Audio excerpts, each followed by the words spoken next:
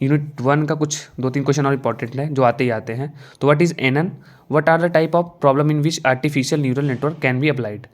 तो एनन को ही कहते हैं आर्टिफिशियल न्यूरल नेटवर्क। ये क्या होता है, जो एनन है बायोलॉजिकल न्यूरल नेटवर्क से मिलकर बना होता है। मीन्स ये ब्रेन की तरह होता है, जैसे ब्रेन में न्यूरॉन होते हैं वो आपस में कनेक्टेड होते हैं, तो इसमें न्यूरॉन नेटवर्क के फॉर्म में आपस में कनेक्ट होते हैं और इन न्यूरॉन को यहाँ पे नोड कहा जाता है। तो कंपैरिजन भी किया गया है बायोलॉजिकल न्यूरल नेटवर्क को और आर्टिफिशियल न्यूरल नेटवर्क को। नोड को कहते हैं इसमें सोमा, इसमें इनपुट को कहा जाता है डेंड्राइट्स, वेट और इंटरकनेक्शन को कहा जाता है स्नैप्स, और आउटपुट कहा जाता है एक्सॉन। अब कुछ इसके लेयर होते हैं, 3 लेयरें होती हैं इसकी, इनपुट लेयर, हिडन लेयर और आउटपुट लेयर। इनपुट लेयर कहता है जो टेक्स्ट है, नंबर है, ऑडियो फाइल है, इमेज पिक्सल में है, इसे इनपुट लेयर कहा जाता है। और हिडन लेयर क्या होता है कि जो इनपुट लेयर और आउटपुट लेयर के बीच में है, जहाँ पे कोई काम होता है वो दिखता नहीं है, कैलकुलेशन हो रहा है तो कोई दिखेगा नहीं, तो हिडन लेयर है, नाम से ही है कन्फर्म क्या है। आउटपुट लेयर तो मान लो जो आउटपुट आता है। अब artificial network applied application problem to apply. अब पहले बार यूज़ कहाँ पर होता है, तो डीप लर्निंग यूज़ होता है, जहाँ पे कॉम्प्लेक्स प्रॉब्लम होती है वहाँ पे यूज़ होता है। तो पहला है हैंड रिटन कैरेक्टर रिकॉग्नाइजेशन, तो लेटर रिजिडी ये सब है, रिकॉग्नाइज करता है। फेशियल रिकॉग्नाइजेशन, जैसे किसी की आइडेंटिटी रिकॉग्नाइज करना, फोटो तो देख रिकॉग्नाइज करना। मेनली सिक्योरिटी पर्पज, स्पेलिंग गलत है इसकी लग रहा है, हाँ, तो मेनली सिक्योरिटी पर्पज़ के लिए यूज होता है। स्पीच रिकॉग्नाइजेशन समझे नहीं किस लिए होगा। अब what is support vector machine, main question जो 10 नंबर में आते हैं, क्योंकि ये सेकंड यूनिट में भी है और उसमें डिटेल में दिया है, और इसीलिए इसका क्वेश्चन आने फिक्स रहता है, क्योंकि कुछ भी पता हो थोड़ा बहुत लिख तो लेते हैं। तो सम सपोर्ट वेक्टर SVM लिखा है। और support vector machine is a linear model of for classification and regression problem, मतलब क्लासिफिकेशन और रिग्रेशन प्रॉब्लम का लीनियर मॉडल है ये। It can be solve and linear and non linear problem and work well mainly practical problem.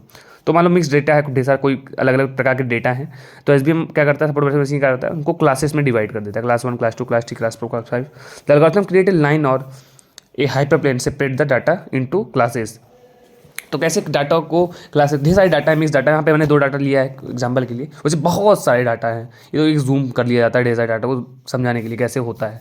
तो हमारे 2 D1 प्रकार के data है, D2 प्रकार का डाटा है, तो इसको सेपरेट करने के लिए 2 लाइन खींचते हैं। एक ये लाइन खींच देते हैं जो इससे पास में हो, और एक ऐसी लाइन खींच देते हैं जो दोनों इधर से भी पास हो, उतनी दूरी पे हो जितनी इधर पे हो, इसे हाइपर प्लेन कहा जाता है। ऑलमोस्ट इक्वल टू पर डिवाइड कट कर रहा है, तो जो मोस्ट फेवरेबल लाइन है, तो ये वाली मोस्ट फेवरेबल लाइन है, जो इसको और इसको मेन यहाँ से जो लाइन खींचा गया है इसके पास तक इसलिए खींचा गया इससे सट के, तो ये इसके पक्ष में थोड़ी है, मतलब इसके साथ में थोड़ा दूरी पे है, तो इससे पास है, तो ये मेरा मोस्ट फेवरेबल लाइन नहीं है।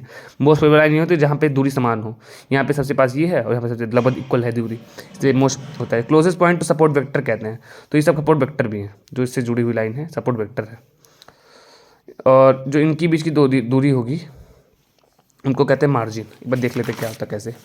तो ये सपोर्ट वेक्टर है, ये सपोर्ट वेक्टर है, और ये ऑप्टिमल हाइपर प्लेन है, ये बीच वाला हाइपर प्लेन है, और मार्जिन है मैक्सिमाइज मार्जिन, इन दोनों के बीच की दूरी जो है मैक्सिमम मार्जिन है। इन दोनों से लाइन खींच देते हैं ना कि इसके ये डॉट डॉट जो किया गया है, तो जहाँ पे लोग मिल रहे हैं लगभग वहाँ लाइन खींचा जाता है। जो यहाँ पे जो मेन दूरी है, मतलब इस सबसे कम यही है इनसे बीच, तो यहाँ एक डॉट डॉट लाइन खींच देते हैं, और यहाँ पे ये डॉट डॉट लाइन खींच देते हैं। तो ये अब कंपेयर, अभी ये भी क्वेश्चन आता है, compare regression classification and clustering in machine learning along with suitable real life application. तो बताना इसमें रियल लाइफ एप्लीकेशन होता क्या है उस टाइप से। तो क्लस्टरिंग होता क्या है, यहाँ पे क्लासिफिकेशन रिग्रेशन लिखा है, याद है ना। तो इसमें क्या होता है, सुपरवाइज लर्निंग होता है, लेबल डाटा होता है। तो क्लस्टरिंग क्या होता है, अनसुपरवाइज लर्निंग होता है, उसमें अनलेबल डाटा होता है। तो ढेर सारे अलग अलग टाइप के डाटा सेट होते हैं, उनको अलग अलग ग्रुपिंग कर देना क्लस्टरिंग कहलाता है। Group is called clustering. Her cluster की अपनी अपनी आईडी होती है, ये भी एक नया पॉइंट है, वहाँ पे पहले में पॉइंट नहीं था इतना। तो हर क्लस्टर की अपनी अपनी एक आईडी होती है। The clustering technique is a commonly the clustering technique is a commonly use for statistical data analysis. तो इसमें यूज़ होता है। एग्जांपल मॉल को रियल वर्ड कहा है ना, तो शॉपिंग मॉल है, वहाँ पे हम कहीं जाते हैं, टी शर्ट मिलती है, ट्राउजर अलग, वेजिटेबल अलग अलग फॉर्म मिल रहा है, क्लस्टर अलग अलग डिवाइड है ना, शूज़ मिल रहा है, फ्रूट वहाँ फ्रूट ही मिल रहा है। वैसे फ्रूट मैंने देखा नहीं, मैं शायद किसी बड़े मॉल में नहीं गया। तो क्लासिफिकेशन गया हूँ ना, दिखा नहीं होगा, छोड़ो। Classification and regression both are supervised learning and both are label set. उससे पता चल गया कि क्या होगा ये। तो इसमें थोड़ा डिफरेंस लिखना है, बना के सब डिफरेंस लिख दें कुछ ना कुछ। What is the well posed learning problem, explain with example. वैसे आता नहीं है लेकिन आएगा तो करना पड़ेगा। ये क्या है, a learning problem is set to be defined has 3 feature of class task, तो it's major performance to be improve the source of experience. Task T इनमें 3 टाइप होते हैं, प्लेइंग चेकर्स। चेकर एक गेम होता है, उसके बारे में थोड़ा पढ़ना पड़ेगा। एग्जाम्पल जो चेकर लर्निंग में प्रॉब्लम है, तो गूगल पे सर्च करके देखेंगे तो कोई उसी के बारे में लिखना है थोड़ा बहुत। परफॉर्मेंस मीजर पी, तो उस गेम में क्या होगा था, मतलब इसका चेक करना कि वो गेम में क्या क्या टास्क हम लोग परफॉर्म करते हैं इसमें। Task T, performance measure P, और ट्रेनिंग एक्सपीरियंस ये होना चाहिए, इतनी चीज़ होनी चाहिए। और वही फिर ऑलमोस्ट वही है किसी लर्निंग के लिए। अब अगला कुछ 2 नंबर में आया था तो उतना ध्यान नहीं देते, मैंने इसके बारे में पढ़ा था लेकिन ना समझ नहीं आया। What is learning, explain the various stages. तो लर्निंग क्या है तो लिख लेंगे। अब उसके वेरियस एक भी लर्निंग कोई भी एग्जांपल, यहाँ चेकर्स के एग्जांपल लेके समझाया कि लर्निंग होती क्या है। तो 4-5 पॉइंट है। डायरेक्ट और इनडायरेक्ट फीडबैक, सबसे पहले हम चेकर्स गेम को लेकर समझाया जा रहा है कि क्या है, एग्जांपल लिया है, लेकिन इसका मतलब यही है कि हर चीज़ में अप्लाई होगा, हर एग्जांपल में। तो डायरेक्ट और इनडायरेक्ट फीडबैक, सबसे पहले चेकर्स गेम में क्या होता है कि जान लेता है कि क्या क्या मूव करना है, क्या क्या स्टेज चलना है।